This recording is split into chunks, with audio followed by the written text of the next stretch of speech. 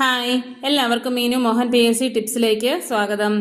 വരാൻ പോകുന്ന PSC എക്സാമുകളിൽ ചോദിക്കാൻ സാധ്യതയുള്ള ഇമ്പോർട്ടൻ്റ് ആയിട്ടുള്ള ചോദ്യോത്തരങ്ങളാണ് നമ്മൾ നോക്കാൻ പോകുന്നത്. എല്ലാവരും ചാനൽ വാച്ച് ചെയ്യുകയും സബ്സ്ക്രൈബ് ചെയ്യുകയും ലൈക്ക് ചെയ്യുകയും വേണം. നമുക്ക് ക്ലാസ്സിലേക്ക് കിടക്കാം. കൊങ്കൺ റെയിൽവേ ഒരു പ്രധാനപ്പെട്ട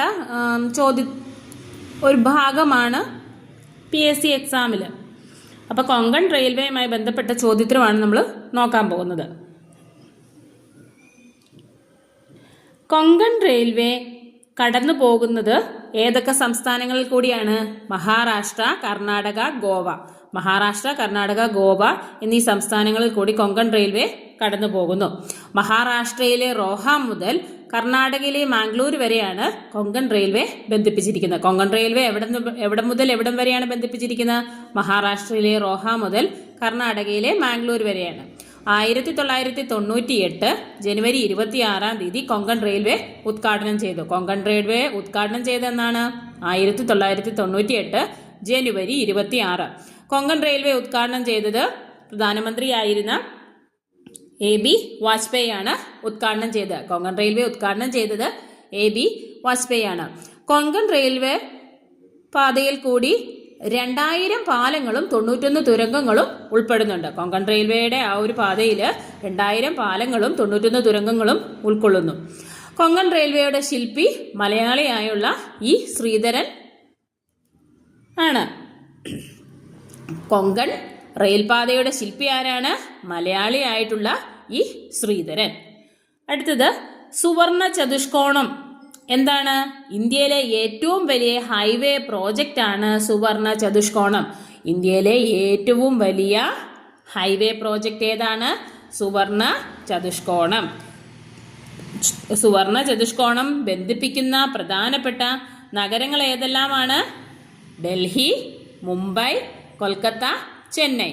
സുവർണ ചതുഷ്കോണം എന്ന് പറയുന്നത് ഇന്ത്യയിലെ ഏറ്റവും വലിയ ഹൈവേ പ്രോജക്റ്റ് ആണ്. ഈ ഹൈവേ പ്രോജക്റ്റ് തമ്മിൽ ബന്ധിപ്പിക്കുന്ന നഗരങ്ങൾ ഡൽഹി, മുംബൈ, കൊൽക്കത്ത, ചെന്നൈ. 1999 ജനുവരി 6 ഉദ്ഘാടനം ചെയ്തു. 1999 ജനുവരി 6 സുവർണ ചതുഷ്കോണം ഉദ്ഘാടനം ചെയ്തു. ആരാണ് ഉദ്ഘാടനം ചെയ്തത്? പ്രധാനമന്ത്രിയായിരുന്ന AB വാജ്പേയി. സുവർണ ചതുഷ്കോണം ഉദ്ഘാടനം ചെയ്തത് ആരാണ്? AB വാജ്പേയി. ഈ റോഡിന്റെ ചുമതല ആർക്കായിരുന്നു? National highway authority. അതായത് സുവർണ ചതുഷ്കോണത്തിന്റെ ഇന്ത്യയിലെ ഹൈവേ റോഡ് പ്രോജക്റ്റിന്റെ ഇന്ത്യയിലെ ഏറ്റവും വലിയ ഹൈവേ പ്രോജക്റ്റ് സുവർണ ചതുഷ്കോണത്തിന്റെ ചുമതല ആർക്കായിരുന്നു? National highway അതോറിറ്റിക്കായിരുന്നു.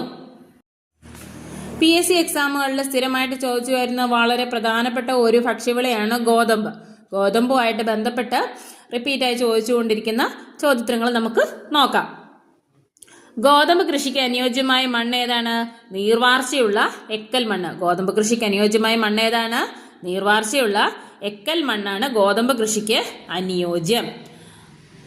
10 ഡിഗ്രി മുതൽ 26 ഡിഗ്രി വരെയാണ് താപനില. അപ്പോൾ എത്ര താപനിലയിലാണ് ഗോതമ്പ് കൃഷി ചെയ്യപ്പെടുന്നത്? 10 ഡിഗ്രി സെൽഷ്യസ് മുതൽ 26 ഡിഗ്രി സെൽഷ്യസ് വരെയുള്ള താപനിലയിൽ ഗോതമ്പ് കൃഷി ചെയ്യുന്നു. 10 ഡിഗ്രി സെൽഷ്യസ് മുതൽ 26 ഡിഗ്രി സെൽഷ്യസ് താപനിലയിലാണ് ഗോതമ്പ് വളരുന്നത്. എത്ര സെന്റിമീറ്റർ മഴയാണ് ഗോതമ്പ് കൃഷിക്ക് ആവശ്യമായിട്ടുള്ളത്? 75 സെന്റിമീറ്റർ മഴ ഗോതമ്പ് കൃഷിക്ക് ആവശ്യമാണ്. 75 സെന്റിമീറ്റർ മഴയും ഗോതമ്പ് കൃഷിക്ക് ആവശ്യമാണ്. ഇന്ത്യയിൽ ഉൽപാദനത്തിൽ 2ാം സ്ഥാനത്തുള്ള ഭക്ഷ്യവിള. ഇന്ത്യയിൽ ഉൽപാദനത്തിൽ 2ാം സ്ഥാനമുള്ള ഭക്ഷ്യവിള ഏതാണ്? ഗോതമ്പ്.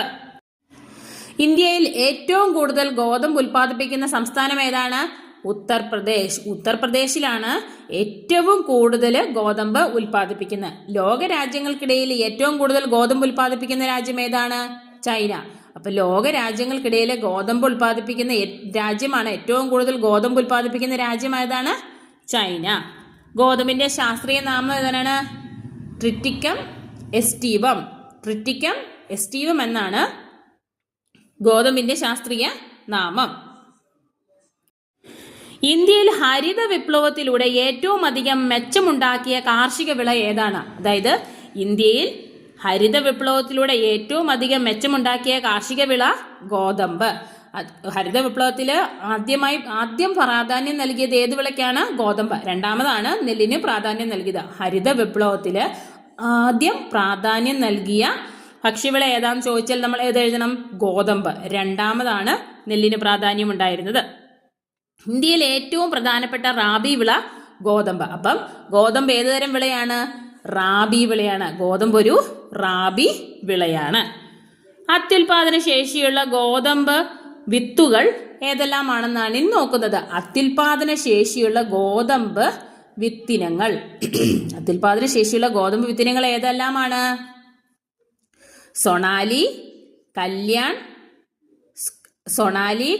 സോന, ഗിരിജ, RR 21, അർജുൻ, ശേഖർ, ദശരത്ന. ദശരത്നം, സൊണാലി, കല്യാൺ സോന, ഗിരിജ, RR 21, അർജുൻ, ശേഖർ. ഇതെല്ലാം ഏതാണ്? അത്യുൽപാദന ശേഷിയുള്ള ഗോതമ്പ് വിത്തുകളാണ്. അടുത്തത് ഖാരിഫ്, റാബി, സൈദ് തുടങ്ങിയ വിളകളുടെ വിളവിറക്ക് കാലവും വിളവെടുപ്പ് കാലവുമാണ് നമ്മൾ നോക്കാൻ പോകുന്നത്. മിക്ക പരീക്ഷകളിലും ചോദിച്ചു വരുന്ന ഇമ്പോർട്ടൻ്റ് ആയിട്ടുള്ള മറ്റൊരു സെറ്റ് ചോദ്യോത്തരമാണ്. ഖാരിഫ് വിള എന്നാണ് വിളവിറക്കുന്നത്? ഖാരിഫ് വിളകൾ വിളവിറക്കുന്നത് ജൂൺ മാസത്തിലാണ്. അതായത് ഖാരിഫ് വിളവിറക്കുന്നത് എന്നാണ്? വിളവ് ഇറക്കുന്നത്, അതായത് നടുന്നത് എന്നാണ്? ജൂൺ മാസത്തിൽ നടുന്നു. ഖാരിഫ് വിളകള് നവംബർ മാസത്തില് വിളവെടുപ്പ് നടത്തുന്നു. അതായത് ഖാരിഫ് വിളകളെല്ലാം തന്നെ ജൂൺ മാസത്തിൽ നടുന്നു, അതായത് വിളവ് ഇറക്കുന്നു. ഖാരിഫ് വിളകള് നവംബർ മാസത്തില് വിളവെടുപ്പ് നടത്തുന്നു. ഈ റാബിസ് വിളകള് നവംബർ മാസത്തിലാണ് വിളവിറക്കുന്നത്. റാബിസ് വിളകൾ എപ്പോഴാണ് വിളവിറക്കുന്നത്, അതായത് നടുന്നത്? നവംബർ മാസത്തില് റാബിസ് വിളകൾ നടുന്നു. നവംബർ മാസത്തിൽ റാബിസ് വിളകൾ നമ്മൾ നടുന്നു അഥവാ വിളവിറക്കുന്നു. സൈദ് വിളകൾ മാർച്ച് ടു ജൂൺ മാസത്തിലാണ് വിളവിറക്കുന്നത്. സൈദ് വിളകൾ ഏതാണ്? മാർച്ച് ടു ജൂൺ മാസത്തില് വിളവിറക്കുന്നു. എന്നാണ് സൈദ് വിളകൾ? സൈദ് വിളകൾ ഒരു വേനൽക്കാല വിളകളാണ്. സൈദ് വിളകള് വേനൽക്കാല വിളകൾ ആണ്. നെക്സ്റ്റ് ക്ലാസ്സിൽ കാണാം. Thank you.